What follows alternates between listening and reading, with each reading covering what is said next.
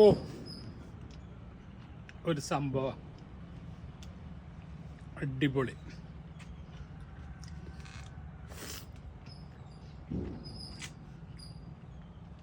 ഇതിങ്ങനെ ടെറസിൻ്റെ മുകളിൽ ഇരുന്നിട്ട് നമ്മളെ മരത്തിൽ നിന്ന് പൊട്ടിച്ച് കഴിക്കുന്ന സുഖം ഉണ്ടല്ലോ, ഒരു വല്ലാത്തൊരു സുഖം.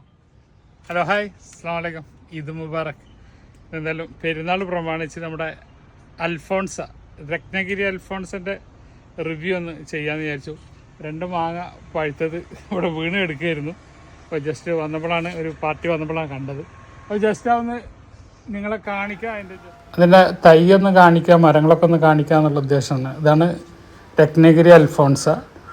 നമ്മുടെ നാട്ടിൽ കായ്ക്കാൻ കുറച്ച് സമയം എടുക്കും, മറ്റുള്ള പോലെ 3 വർഷം 4 വർഷം കൊണ്ട് കായ്ക്കുന്നില്ല.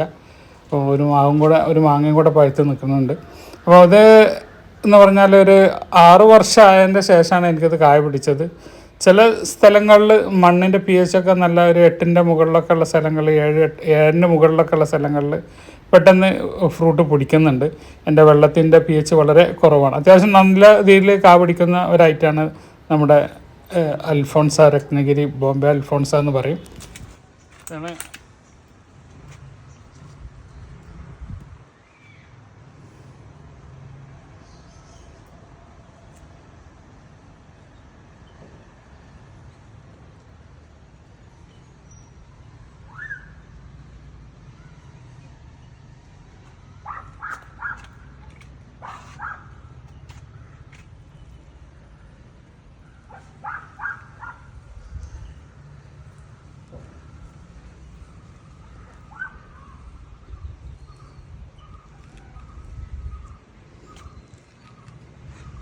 കളർ കണ്ടില്ലേ,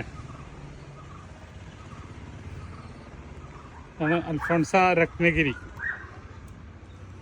രത്നഗിരിക്കാണ് നമ്മൾക്ക് ഇതേപോലെ ചോപ്പ് വരുള്ളൂ. ഈ കളർ ബൽസാഡിന് മാങ്ങ കുറച്ച് വലുപ്പം ഉണ്ടാവും, പക്ഷെ ഇത്ര ചോപ്പ് ഉണ്ടാവില്ല.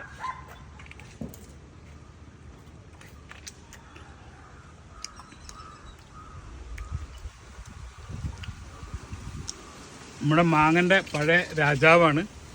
ഇപ്പോൾ കുറേ മാങ്ങകളൊക്കെ ഉണ്ടെങ്കിൽ കൂട്ടിയിട്ടും ഇപ്പോഴും വലിയൊരു വ്യത്യാസമൊന്നുമില്ല. ജ്യൂസ് അടിക്കാൻ വിദേശത്ത് ഏറ്റവും കൂടുതൽ ഉപയോഗിക്കുന്ന ഒരു മാങ്ങയാണ് അൽഫോൺസ. അത് കഴിഞ്ഞിട്ടാണ് നീലം. അപ്പോൾ ഇതിൻ്റെ ടേസ്റ്റിൻ്റെ കാര്യത്തിൽ ഞാൻ പറയണ്ട, മറ്റുള്ള മാങ്ങൻ്റെ പോലെ ഫുള്ള് മധുരമല്ല, കഴിച്ച് മധുരം ഒരു ചെറിയൊരു പുളിയോട് കൂടിയിട്ടുള്ളൊരു, പക്ഷെ ആ പുളി ഒരു പ്രത്യേക ടേസ്റ്റുള്ളൊരു പുളിയാണ്. ഒരു രക്ഷയില്ല. എത്ര മാങ്ങ ഉണ്ടെങ്കിലും നിന്ന നിപ്പിൽ കഴിച്ചു പോകും. അപ്പോൾ കൂടുതൽ വിശേഷങ്ങളൊക്കെ ആയിട്ട് വരുന്നവരെ ബായ്. അബ്ദുൾ റസാഖ്, തിരൂർ.